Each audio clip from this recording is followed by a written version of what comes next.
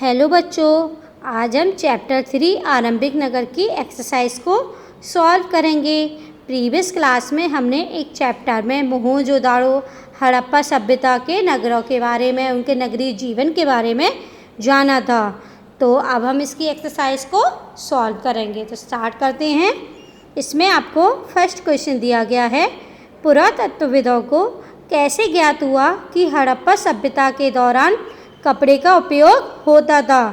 आप इस क्वेश्चन का मीन्स है कि आपको बताना है कि हड़प्पा सभ्यता में कपड़े का उपयोग हुआ था। ये बात हमें कैसे पता चली? जब पुरातत्वविदों ने हड़प्पा सभ्यता के नगरों का अध्ययन किया था तो उन लोगों को कपड़ों के टुकड़े चांदी के फूलदान के ढक्कन में और अन्य वस्तुओं से चिपके हुए मिले थे, है ना। और जहाँ पर कपड़ा बनता था वहाँ पर मशीनें, मतलब एक तरीके से उनके जो औजार वगैरह प्रयोग किए जाते थे, उन कपड़ा बनाने में जो सामान प्रयोग किया जाता था वो उनको एक जगह मिला था। और लोगों ने बहुत सारी मूर्तियाँ बनाई थी जिसमें उन लोगों ने उन राजा महाराजाओं को कैसे वस्त्र पहनाए थे, कढ़ाईदार वस्त्र पहनाए थे, है ना। तो इस बात से हमें ये पता चलता है कि हड़प्पा सभ्यता के दौरान कपड़े का उपयोग होने लगा था। तो अब हम इसे कैसे लिखेंगे, देखिए। नंबर 1, मोहनजोदड़ो से कपड़े के टुकड़ों के अवशेष चांदी के एक फूलदान के ढक्कन तथा अन्य कुछ वस्तुओं से चिपके मिले। अभी ये वाली बात मैंने आपको बताई थी।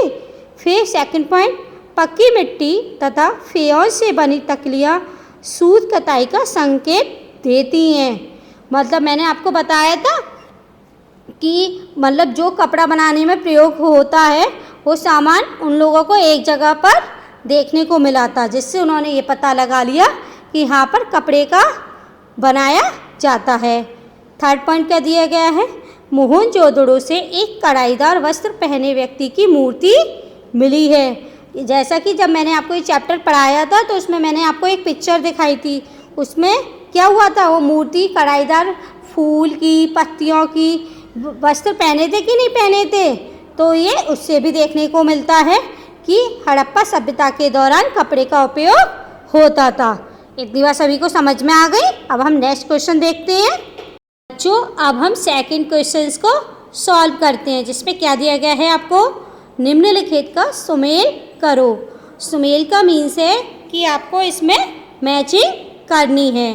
तो क्या दिया गया है, सबसे पहले हम क्वेश्चन को पढ़ेंगे। तांबा, सोना, टिन और बहुमूल्य पत्थर, ये सभी आपको धातुएं दी गई हैं। सेकंड ऑप्शन में आपको क्या दिया गया है जिससे आपको ये मैच करनी है, गुजरात, अफगानिस्तान, राजस्थान, कर्नाटक। और इस जगह आपको स्थानों के नाम दिए गए हैं जहाँ से ये मंगाए जाते थे। तो अब इनको हम सॉल्व करते हैं। तांबा, तांबा को हम किससे मैच करेंगे बताइए। तांबा को हम कहाँ से आयात करते थे, तांबा को बताइए कहाँ से आयात करते थे, राजस्थान से। कहाँ से आयात करते थे, राजस्थान से। सोना, सोना को बताइए हम कहाँ से करते थे,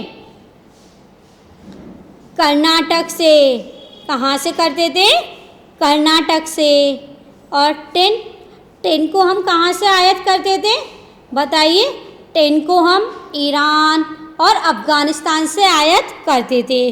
लेकिन यहाँ पर आपको ईरान तो नहीं दिया गया, तो हम टिन को किससे मैच करेंगे, अफ़गानिस्तान से। किससे मैच करेंगे, अफ़गानिस्तान से। और लास्ट में आपको क्या दिया गया है, बहुमूल्य पत्थर। क्या दिया गया है, बहुमूल्य पत्थर। बहुमूल्य पत्थर को हम कहाँ से आयात करते थे, गुजरात, ईरान और अफ़गानिस्तान से। यहाँ पर अफ़गानिस्तान को तो हमने टिन से मैच कर दिया है, तो बहुमूल्य पत्थर को हम किससे मैच करेंगे, गुजरात से। ये बात सभी को समझ में आ गई। तो ये अगर नहीं आई है तो हम इसको एक बार और पढ़ते हैं। तो देखिए, तांबा, तांबा को हम कहाँ से आयात करते हैं, राजस्थान से। कहाँ से करते हैं, राजस्थान से। और इसको हम पश्चिम एशियाई देश ओमान से भी आयात करते थे। लेकिन यहाँ पर आपको ओमान तो नहीं दिया गया, तो हम तांबा को किससे मैच करेंगे?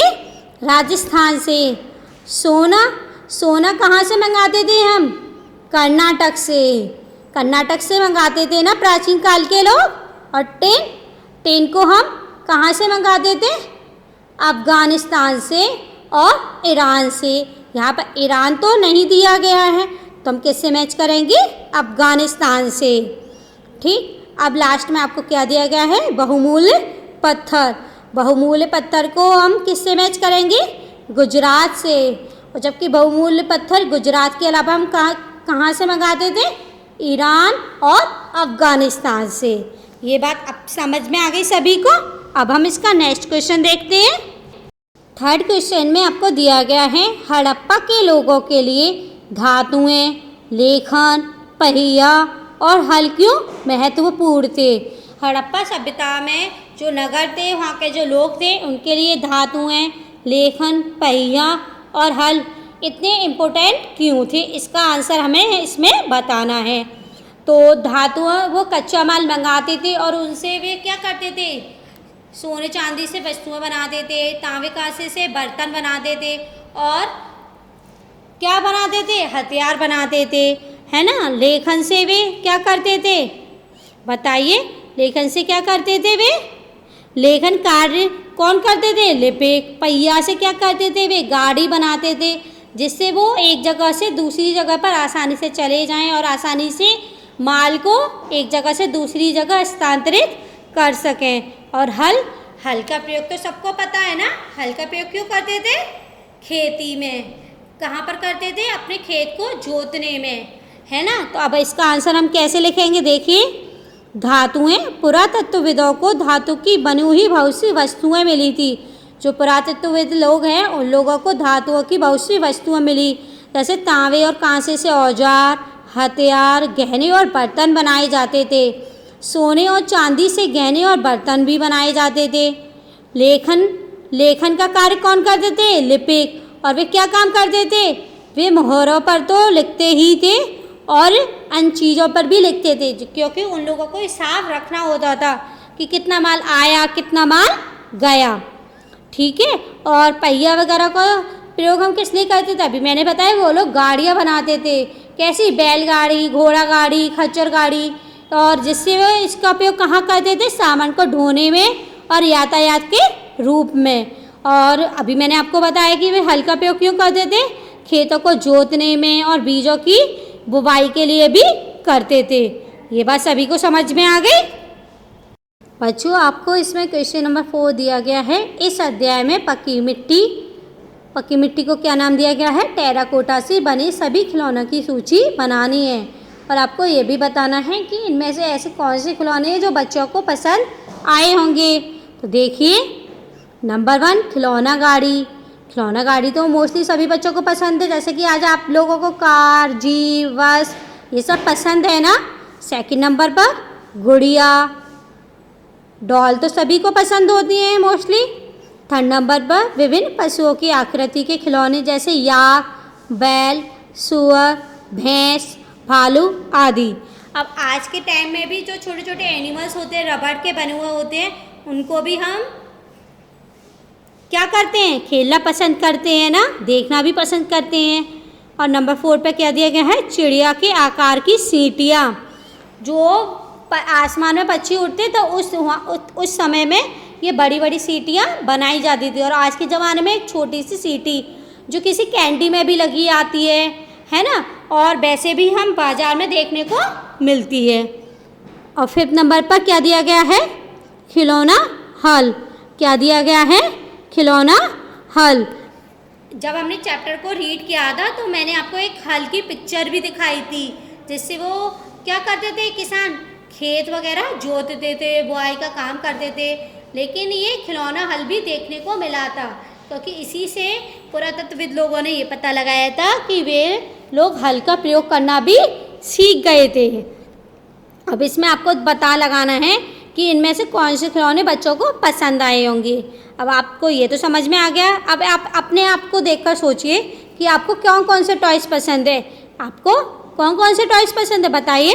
खिलौना गाड़ी, गुड़िया, है ना, और पशुओं की आकृति वाले खिलौने और चिड़िया के आकार की सीटी अधिक पसंद आई होगी। उन लोगों को क्या पसंद आई होगी? खिलौना गाड़ी, पशुओं की आकृति वाले खिलौने तथा चिड़ियों के आकार की सीटी, है ना। गुड़िया क्या होता है? सिर्फ गर्ल्स को पसंद होती है, बॉयज़ को पसंद नहीं होती ना, इसीलिए। ये बात सभी को समझ में आ गई? बच्चों, आपको इसमें क्वेश्चन नंबर 5 नहीं करना है। तो अब हम क्वेश्चन नंबर 6 पर चलते हैं। क्या दिया गया है? हड़प्पा के किसानों और पशुपालकों का जीवन क्या उन किसानों से भिन्न था जिनके बारे में तुमने पिछले अध्याय में पढ़ा है? अपने उत्तर में इसका कारण बताओ।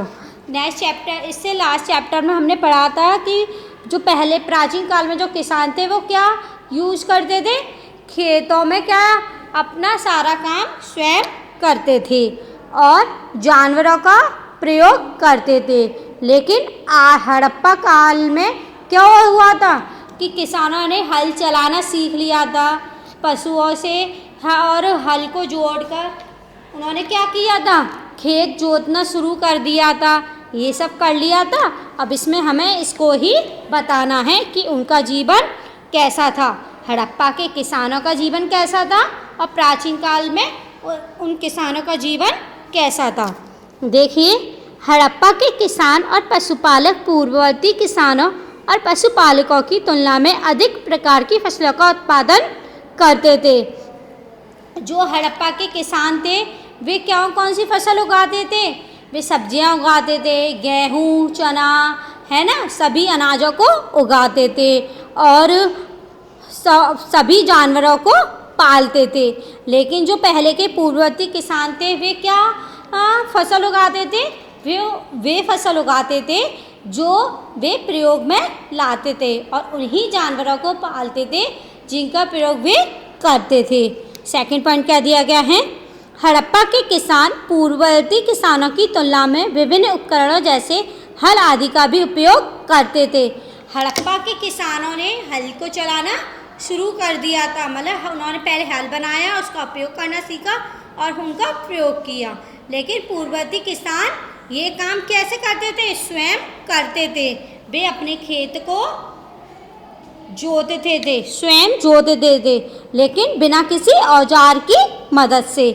थर्ड पॉइंट दिया गया है, हड़प्पा के किसान कृषि उत्पादों को गाड़ियों के द्वारा नगरों में भी बेचते थे, जबकि पूर्ववर्ती किसान ऐसा नहीं करते थे। मतलब हड़प्पा के किसान जो भी उत्पादित करते थे उनको अपने नगर से दूसरे नगर गाड़ियों के द्वारा भेजते थे, है ना। और लेकिन पूर्ववर्ती किसान ऐसा नहीं करते थे क्योंकि वे जो उगाते थे उसका उपयोग वे स्वयं करते थे और उन लोगों ने गाड़ी बनाना भी नहीं सीखा था, इसीलिए वे अपना उत्पादन सामान एक नगर से दूसरी जगह नहीं पहुंचा पाते थे। ये बात सभी को समझ में आ गई? तो बच्चों, आपका आज का होमवर्क है कि आपको ये एक्सरसाइज और क्वेश्चन आंसर अपनी हिस्ट्री की नोटबुक पर नीट एंड क्लीन राइट करने हैं और साथ ही साथ इनको लर्न भी करने हैं। कल हम फिर से मिलेंगे। बाय।